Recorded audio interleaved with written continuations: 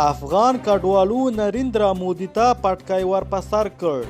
یو شمیر افغان سیکانو او هندوانو چې دا وروستیو کې هند ته تللي د دغه هیواد له لومړي وزیر نریندرا مودي سره پلازمینه ډیلي کې لیدلي دي. ښاغلي مودي په یو ټویټر پیغام کې ویلي له نیکه مرغه نن مې له افغان کډوالو سیکانو او هندوانو سره ولیدل. په هغه ویډیویي کلپ کې چې د ښاغلي مودي پر ټویټر ادرس خپور شوی، افغان کډوال سیکان او هندوان په دې لیدنه کې له ښاغلي مودي مننه کوي چې په سخت وضعیت کې د دوی ملاتړ کړی او له افغانستانۍ په ځانګړې الوتکه کې د سیکانو سپېڅلی کتاب لیږدولو ته زمینه برابره کړه. افغان کډوالو سیکانو په دې لیدنه کې د افغانستان دودیز پټکی ښاغلي مودي ته پر سر ورکېښود او دودیز افغان چپنه یې ور واغوسته.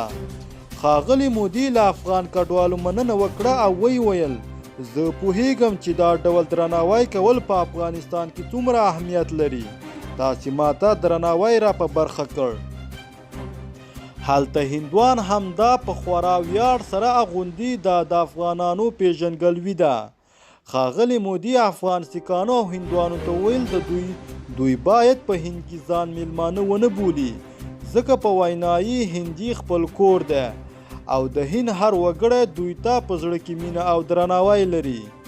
د یادونې ده چې له اګست نیمایي راهیسې چې پر افغانستان طالبان واکمن شول، لسګونه زره افغانان له هیواده وتلي چې یو شمېر د ګاونډیو هیوادونو په ګډون په قطر، البانیا او ځینو نورو هیوادونو کې په نیمایي لارو کې تر اوسه پاتې دي او یو شمېره بیا امریکا، کاناډا، استرالیا او اروپایي هیوادونو ته رسیدلي دي.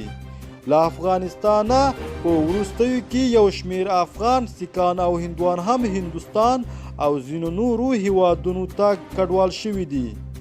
13 ډسمبر کې د لومړي وزیر نریندرا مودي په ځانګړي امر د سیکانو مذهبي کتاب په یوه ځانګړې الوتکه کې له افغانستانه هند ته ولېږدول شو.